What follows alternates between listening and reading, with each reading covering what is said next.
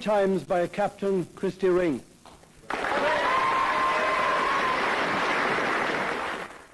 Come gather boys around me tonight and raise your glasses high. Come Rocky's bars and Rover stars, shout welcome to the sky. Let bonfires blaze in heroes' praise, let Shandon Legos fling, as homeward bound with hurling crown comes Cork's own Christy Ring. How oft I've watched him from the hill move here and there with grace, in Corkillarney, Furness town, or by the Shannon's rains. Now Cork is bet, the hay is saved, the thousands wily sing.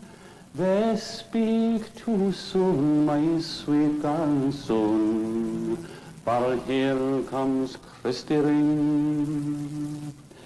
The age has gained this warrior bold, and ended in the fight, and o'er the hearth now hangs at last his stick and trophies bright. Come counties all, both great and small, who boast a hurling king. Not one tonight can hold candlelight to Cork's own Christy Ring. All-Ireland Final Day 1954, the teams Cork and Wexford. Any All-Ireland sets a problem, but this year's big question, can Christy Ring win his 8th All-Ireland title? Kirky, Corina Moon when a got in Christy Ring, agus Gashki Gela in the Cadafta, Willie John Daly, Gerald Murphy, John Lyons, Jerry O'Riordan, agus Tulla Lacuit, agus Fur Luckgurman when a captain Padge Kyo, on through a record, Jim Morrissey, Fur Lacrohiga Thomas the Guiga line.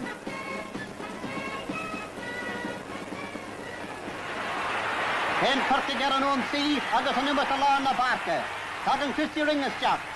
Gurran harna Cosantori, agus Bull Canis Jack the hard the draw, on cool, up the Art Foley and Chin, the look Gurran agus Tuscany. Jasper Flattermack, agus only Roddy Christy. Cana Ard Haran Cross Lawn, Fan, Fan the Moyer a Dolla Goyle. Sha, Purina Tan, Jack the Lord. Fan that Gurran and Fox there, Nicky Racker, the Gamshu, Urca Crin, agus Colleen. Foxerella, the Hogarlig Nick Rackard. And Leroy the Stackanish. And Tom Ryan. Amchi and Shea agus Shin Cool the Luckgurman. Agus a Glahama, Luckgurman con Tussig Cool agus Tree Colleen, agus Cui Colleen ag Kirkig. The maestro himself racing across now to the right wing, just in under the Hogan stand. He's 50 yards out. He has it on his stick and it's a high one. Right in and it's over the bar for a point for Christy Ring. Here's an Onag, agus reflect Kirkig and Law. Agus is like Christy Ring and Law freshen, mar vui she and young, rod nar vui gain your rivisha, a octo baum ila Aaron.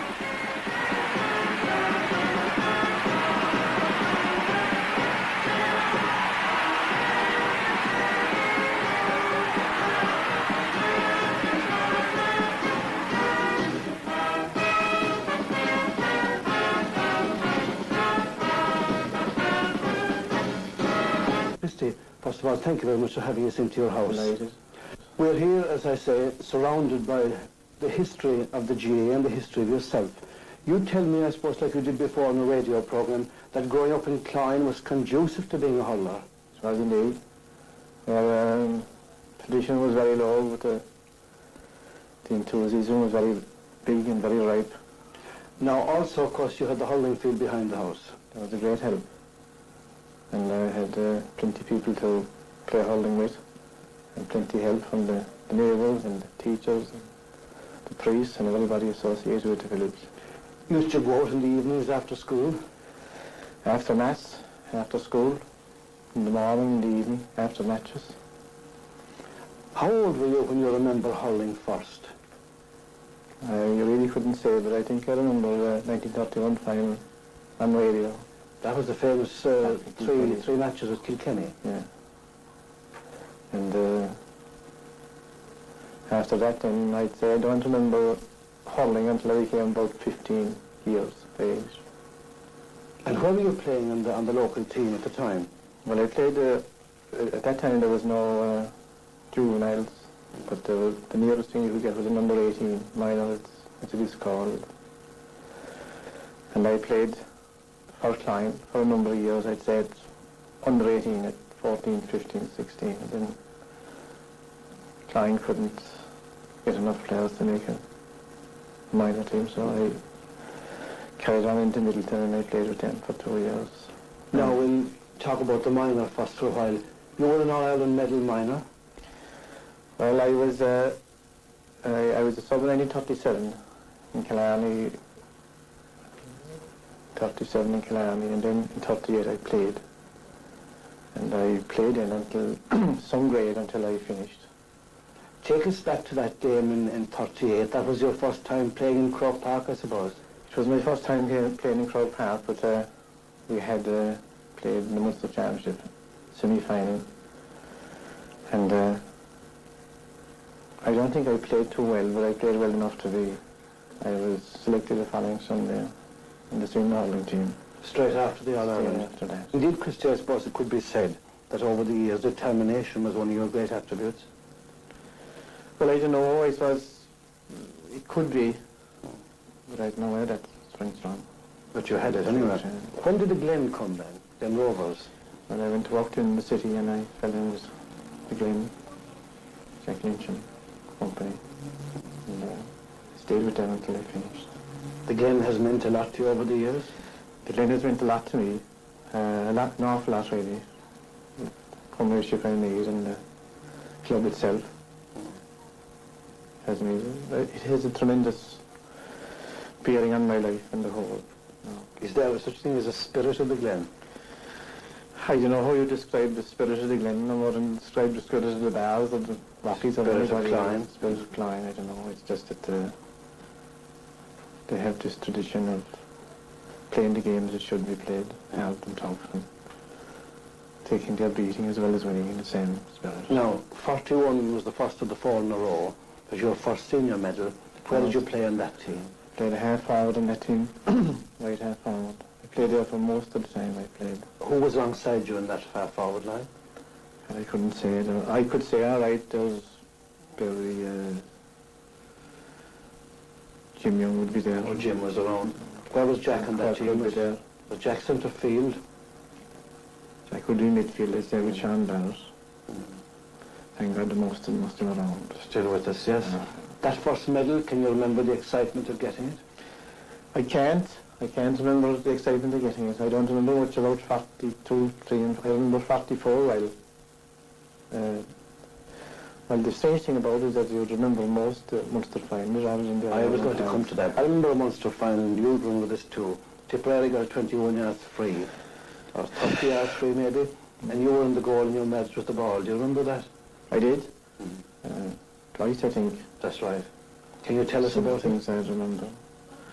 Well, I think they had scored one, and I don't know how I got involved, but Johnny Clifford said to me, he kind of threatened me to go back and defend, and I ran into the field and stopped the ball anyway, and that was the thing we used to do usually every day out here on the pitch outside anyway. That was the thing we used to be at 21 yards trees for pennies and twopences if you scored three. What do you mean? Well, you'd have a little line in the goal, and you'd get 6 or 7 shots at the goal, and you'd have to stop the ball yourself, actually. So you'd have both sides of the fence then, shooting and defending? You would. No, we leave out your It defending. wasn't a practice or anything, because it was kind of a hobby we had. We tried everything, you know. When you were taking 21 yards frees, nowadays when they get a penalty free, there are 3 in the goal. When you took it, the goal would be full. It would. Now, What was your method of striking that ball? Was it wrist or was it point of impact? I'd say the most important thing is to get it upright, and you kind of pick a spot before you start to pick it up, and you hit towards that and you hope for the best. That's about it. No plan. Where was your particular spot in the net? Where would you like to pick? Any spot I'd see that would be, sometimes you might know the players. They mightn't be as good as the others, you know. That's it then. You don't have to worry about picking it deliberately, but you have to have something in mind. But I say to get it up correctly and hit it right is a very important thing. When you're waiting to take a free, say, in the boiling heat of a Munster final, what do you think about? Well, I suppose you think about, you can't think about the consequences anyway, but you think about scoring a goal, I'd say. Think about just getting somewhere. But they say, sticking it in the back of the net. That's it, yeah. Must be a great satisfaction. It's a great satisfaction if you want to do it. Some people don't want to take 21 air strays, but it was a job I was saddled with, and when you're saddled with something, you've got to make up your mind. And That's it. 52, 53 and 54. Yes. They were great years. They were great years as well. We won 3 All-Irelands in a row. And you were captain in 2 of those years. I was. One I was captain because I was having to win the county championship and they had no one on the team, and I happened to be the senior member of the panel, and I was given the captainship. Then 54, as you're marching around with the team, you're captain, you win your 8th All-Ireland medal. What did that mean to you? I don't know, at the time it meant that I won 8 All-Irelands, but beyond that I didn't take it any farther. You know, it was something. I'm sure the public got, people got great thrill from that, but didn't they just? As I was concerned, I just played, and it was just another thing that happened to me. You were the star of stars, you were the man of genius. How did this affect yourself as a person? There's no doubt you were. It didn't affect me at all, really, because I could never say, like, the contest was the most important thing for me. I mean, like, playing the game was the most important thing. That was always concerned. It wasn't what I got from it, or what was at the end, it's to play hurling or Cork, and that was the most important thing. Wearing the red jersey was a big thing to you? Well, I suppose it was, but as I said, playing was the most important thing because I enjoyed it, you know. It's kind of a hobby with me. And you played for so many, many years. I played for a lot of years. You know, I played for a good number of years, but sometimes I feel I'd played too long. Did you reach a day when you said to yourself, that'll be my last match? No, I never looked at it that way. I just didn't play anymore when the time came. Not that I didn't feel I couldn't play, but I felt I'd done enough, and I'm sure I have, really, from the point of view that you should have somebody else here today instead of me. It's about time they stopped talking about me.